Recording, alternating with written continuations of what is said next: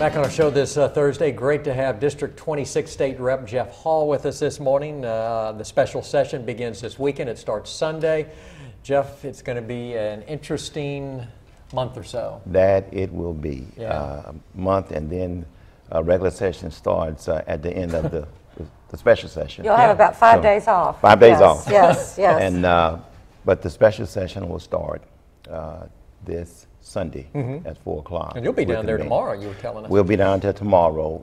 There are a series of caucus meetings that's going to take place starting tomorrow morning at 10 o'clock for me. And I'm sure some of the others have been to and fro for the past week. I was there last week. We had a meeting with the governor on Friday of last week, and he began to give us some recent updates on some things. What is going to happen? Well, what has to happen is that the deficits are so large and the time frame is so short for this current fiscal year. The current fiscal year ends June 30th. So we got like 4.5 months. We thought to find $750 million, but we're finding as of yesterday. It's $850 million. $850 million.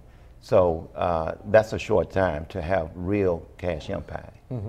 So then you have to get prepared for the long run, because nothing that we can do in the next 4.5 months that's going to fix it.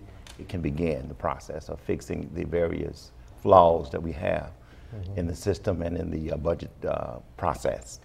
So we got a short term and got a long term. Well, I tell you what, Mark and I were talking this morning. He does not want to see the TOPS program going away. And certainly I don't want to see higher education. I don't want to see LSUA impacted, LSU, the colleges and universities. And right now it's looking like about $130 million more that the governor was going to be asking for potential cuts. But since yesterday, that could even change.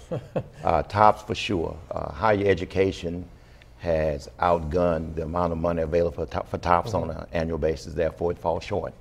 So education, education, education. We have got to stay focused on education. We got to educate our people.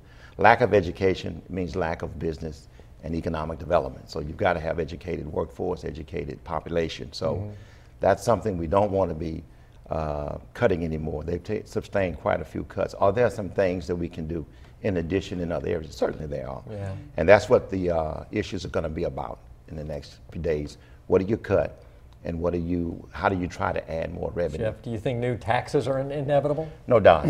No doubt. They're going to be on the table. Whether we can get them passed is going to be the challenge.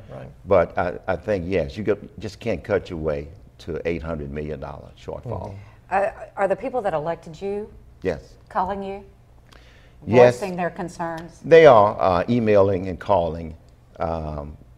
Hospitalization, lack of access to health care, lack of access to mental health. Veterans, mass incarceration, things of that nature. So it's a multitude of things that they're calling about. But the budget is fairly complicated, and some think it's a pretty easy fix, but it's a very difficult fix. Oh yeah, no doubt. And this session won't fix it all. We're going to have several, it's a process of years to really fix it, because there are constitutional things that require the public to vote on. So the new governor will lay out that plan tonight? I'm pretty sure he will. What we have seen in that plan, it's a two-tiered plan, I should say, from what I can see. One that I mentioned a moment ago that speaks to the 4.5 months remaining in the current fiscal year. Versus, okay, we don't want to fix it and harm the long-term impact of next year's budget, which is going to be beyond $2 billion.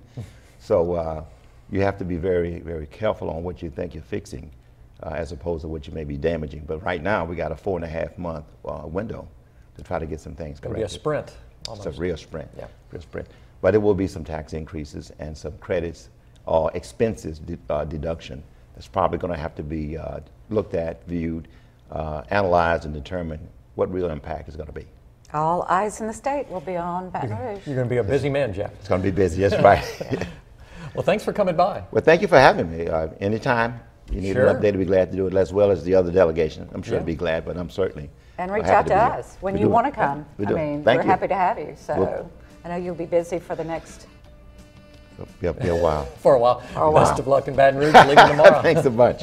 Thanks, Jeff. Appreciate you having me. More to come. We're going to tell you about bedtime stories, what that's all about when we return.